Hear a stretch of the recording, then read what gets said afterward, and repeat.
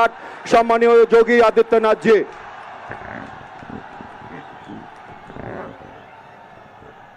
भारत माता की, भारत माता की, भारत माता की।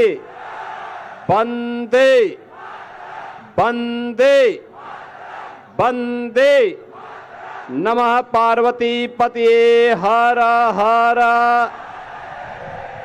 नमः पार्वती पतये हर हर।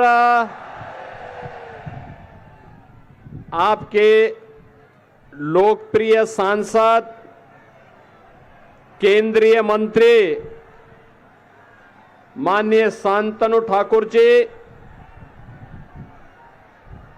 सोनार बांग्ला के सपने को साकार करने के लिए आपके बीच में भारतीय जनता पार्टी ने प्रत्याशी उतारी है श्रीमती सोमा ठाकुर को। भारतीय जनता पार्टी की प्रत्याशी श्रीमती सोमा ठाकुर जी, जिलाध्यक्ष विकास घोष जी, जोनल इंचार्ज और उत्तर प्रदेश सरकार के पूर्व मंत्री श्री सुरेश राणा जी, त्रिपुरा के विधायक श्री भगवान दास जी, जिला सचिव श्री मौलोनी मंडल जी, पूर्व जिला उपाध्यक्ष अमृतलाल विश्वास जी, अतीन राय जी, सुरेश अवस्थी जी, श्रीमती दीपाली विश्वास जी, प्रणव पाल जी, सुमन हमारे मंडल अध्यक्षगण श्री सुमन अधिकारी जी, नेताई विश्वास जी, श्याम सुंदर घोष जी, दिवाकर तरफदर जी, श्रीमती गीतू सरकार जी, श्रीमती रूपा हल्दर जी, श्रीमती सामीर विश्वास जी, लक्ष्मण घोष जी, सौरभ गाली जी, श्रीमती अर्चना मंजुमदार जी, भारी संख्या में बगदा विधानसभा क्षेत्र में उपस्थित बगदा के मेरे सभी उपस्थित बहनों और भाइयों, मैं सबसे पहले इस पूरी विधानसभा क्षेत्र से जुड़े हुए यहां के दक्षिणेश्वर काली मंदिर, नेहाटी बोरो काली मंदिर, बसीघाट दक्षिण काली मंदिर, बारानगर रामकृष्ण आदेश का पहला मठ, यानी इस पावन धरा को, जिस पावन धरा ने भारत की आध्यात्मिक धरोहर के संरक्षण के साथ ही बंगाल के प्रसिद्ध क्रांतिकारियों में से एक जितेंद्र नाथ मुखर्जी के द्वारा एक बाघा जतिन हम राष्ट्र को जगाने के लिए मरेंगे, इस बात का उद्घोष करने वाली इस पावन धरा को कोटि कोटि नमन करते हुए आप सबका मैं अभिनंदन करता हूं, स्वागत करता हूं। बहनों और भाइयों, बंगाल की धरा भारत की आध्यात्मिक धरा है, भारत की कल्चरल कैपिटल के रूप में, नॉलेज कैपिटल के रूप में बंगाल जाना जाता है। याद रखें, बंगाल की धरा की और बंगाल की माटी की जब हम बात करते हैं तो त्याग और बलिदान के रूप में, साहस और स्वाभिमान के रूप में, अध्यात्म और देशभक्ति की धारा के रूप में, कला और साहित्य के रूप में इस पावन धरा का स्मरण हर भारतवासी करता है।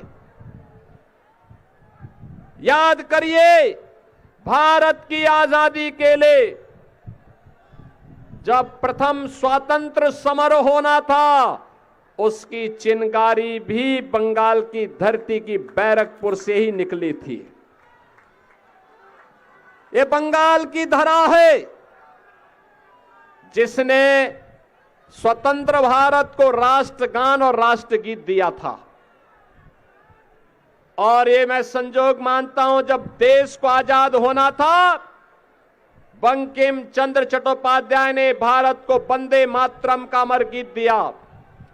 और मेरा मानना है कि जब वंदे मातरम के 150 वर्ष पूर्ण हो रहे हैं, तब इस बंगाल को टीएमसी, कांग्रेस और कम्युनिस्टों के सिंडिकेट से भी मुक्ति मिलेगी। अब इसमें कोई संदेह नहीं है। बहनों और भाइयों, ये बंगाल की धरा उस आध्यात्मिक धरा का प्रतिनिधित्व करती है जिसने राम कृष्ण परमहंस को जन्म दिया। ऐसी आध्यात्मिक विभूति जहां पे लाड़ी मास है, हरिश्चंद्र ठाकुर, स्वामी प्रणवानंद और स्वामी विवेकानंद जैसे सन्यासियों की पावन धरा बंगाल की धरा रही है। याद करिए, स्वामी विवेकानंद ने वैश्विक मंच पर उद्घोष किया था कि गर्व से कहो हम हिंदू हैं। बहनों और भाइयों, ये वही पावन धरा है जहां पर नेताजी सुभाष चंद्र बोस ने भारत की आजादी के लिए उद्घोष किया था, भारत के नौजवानों के लिए, कि तुम मुझे खून दो, मैं तुम्हें आजादी दूंगा। बहनों और भाइयों, ये पावन धरा जहां खुदीराम बोस हंसते हंसते फांसी के फंदे को चूमे थे, जो बंगाल भारत का ग्रोथ इंजन था, आज वो बंगाल पहचान के लिए मोहताज है। नौजवान के लिए रोजगार नहीं, अन्नदाता किसान बेहाल है, उद्योग धंधे बंद हो रहे हैं। टीएमसी के टेरर, माफिया राज और करप्शन के कारण पूरा बंगाल पहचान के लिए मोहताज है।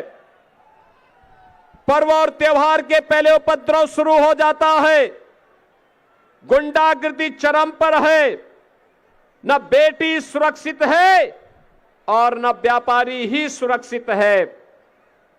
बहनों और भाइयों, सरेआम गौ हत्या होना, यहां के नौजवानों में निराशा का भाव होना, ये बंगाल के लिए शुभ लक्षण नहीं।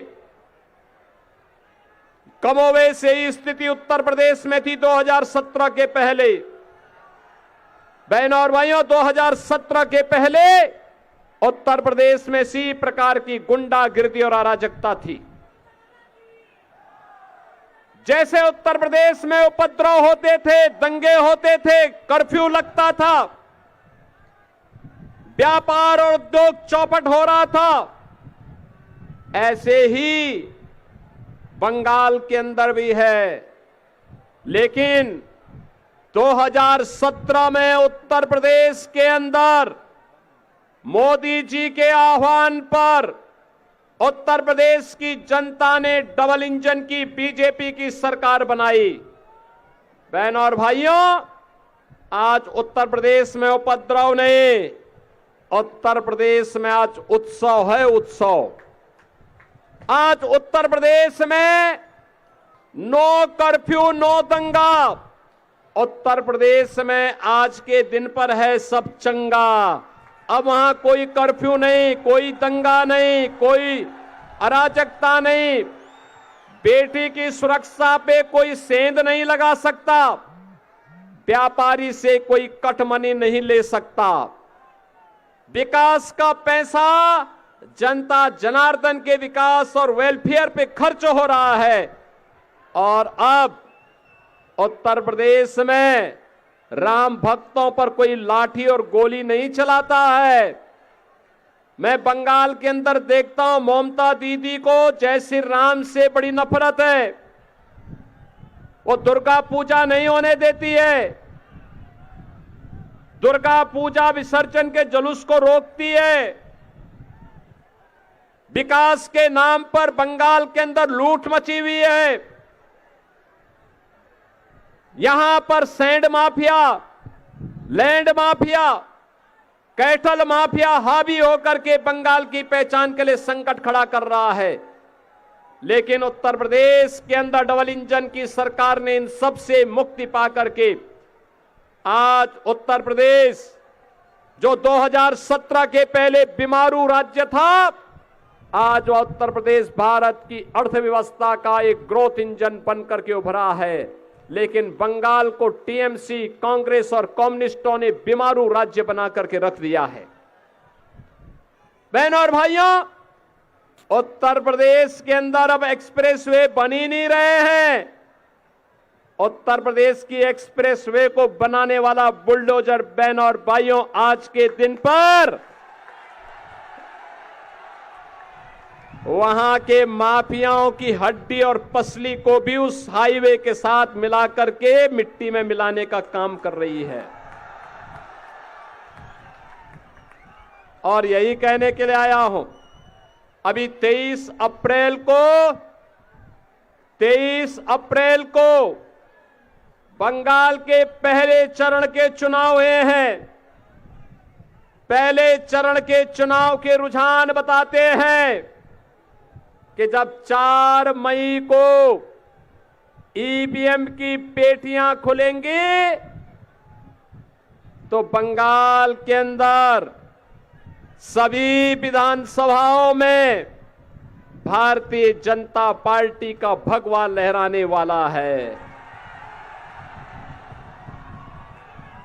बीजेपी की डबल इंजन सरकार आने वाली है और बीजेपी की डबल इंजन सरकार से बौखला करके टीएमसी के गुंडे किस प्रकार के हमले कर रहे थे आपने देखा होगा। लेकिन चिंता मत करिए, टीएमसी के गुंडे इस बात को जानते हैं कि 4 मई के बाद उनको छुपने का कोई ठिकाना नहीं मिलने वाला है। अभी से वे अपना ठिकाना ढूंढ रहे हैं। पंचर बनाने के काम को कहां पे उनको करना है, इसी के लिए अपना ठिकाना ढूंढ रहे हैं। लेकिन वहां से भी ढूंढ निकालेंगे हमलावरों को, तो चिंता की बात नहीं। और इसीलिए आज मैं आपसे कहने के लिए आया हूं, बहन और भाइयों, यहां पर मतवा समुदाय भारी संख्या में रहता है। बड़ी संख्या में वे लोग भी हैं जो लोग 1947 में और 1971 में भारत में आए थे। कांग्रेस, कम्युनिस्ट और टीएमसी नहीं चाहती थी कि इनको भारत की नागरिकता मिले। और इसीलिए जब प्रधानमंत्री मोदी जी ने सिटीजनशिप अमेंडमेंट एक्ट ला करके बांग्लादेश से विस्थापित हिंदू, बौद्ध, जैन और सिख को भारत के अंदर नागरिकता देना प्रारंभ करने के लिए इस एक्ट को आगे बढ़ाया था, तब इन दलों ने विरोध किया था। आज मुझे अच्छा लगता है कि प्रधानमंत्री मोदी जी के कारण मतवा समुदाय सम्मान के साथ, गर्व के साथ भारत के अंदर अब आगे बढ़ करके भारत के नागरिक के रूप में अपनी सुरक्षा महसूस कर सकता है। बंगाल चुनाव के दौरान ही 12 अप्रैल को मैंने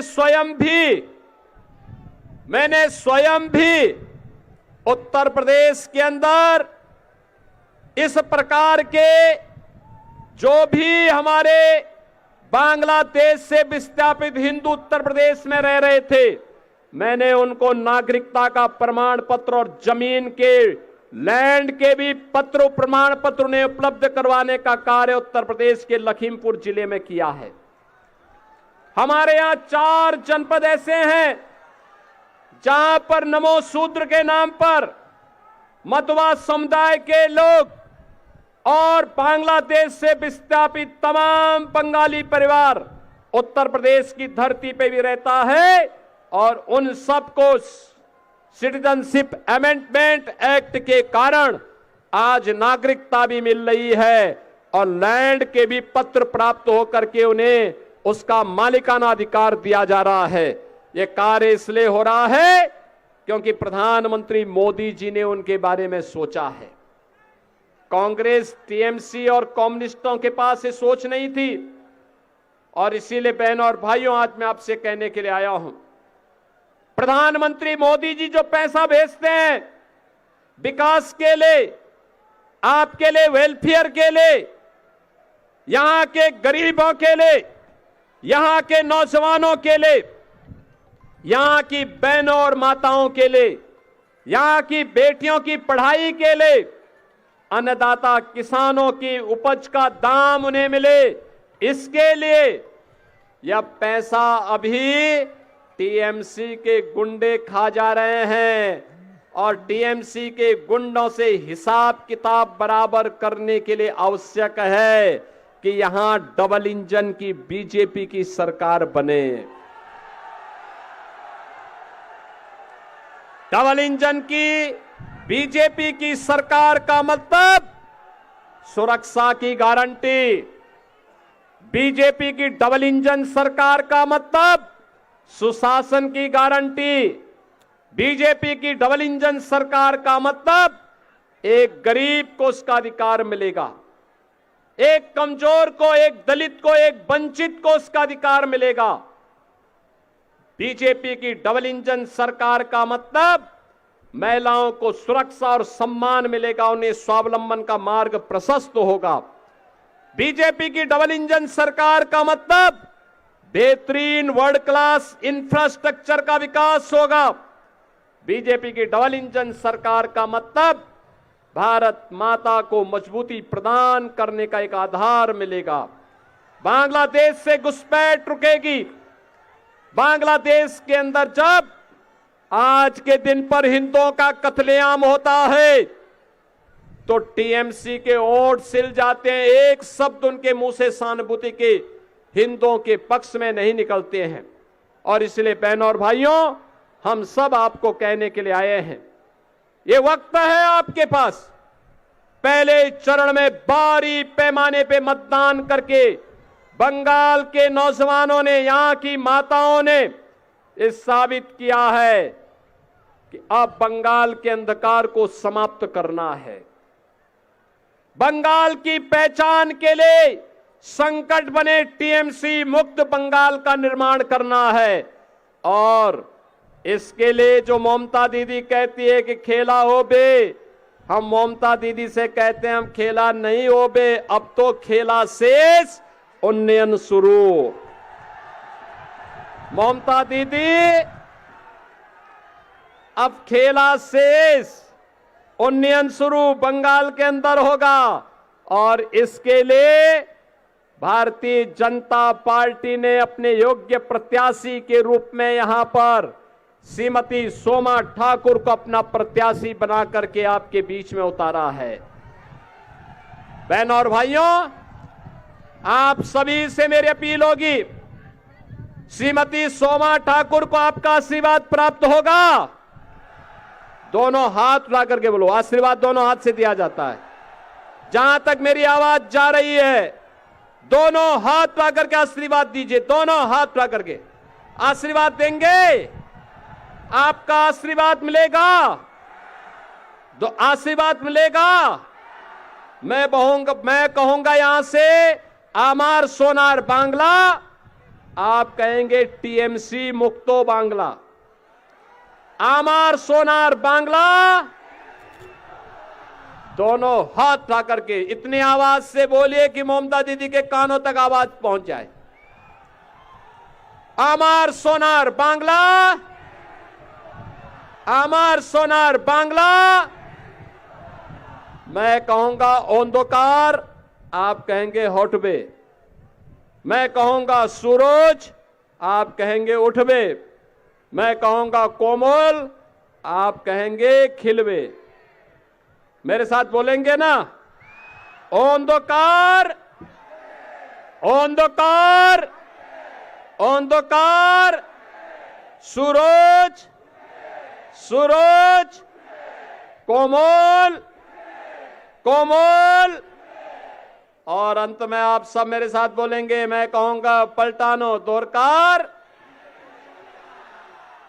इतनी जोर से बोलिए कि बाकी सभी विधानसभाओं तक आपकी आवाज पहुंच जाए। पहुंचाने को तैयार है ना? तो मेरे साथ बोलेंगे, पलटानो दोरकार, पलटानो दोरकार, पलटानो दोरकार। भारत माता की, भारत माता की, भारत माता की। वंदे वंदे वंदे। जय श्री राम, जय जय श्री राम।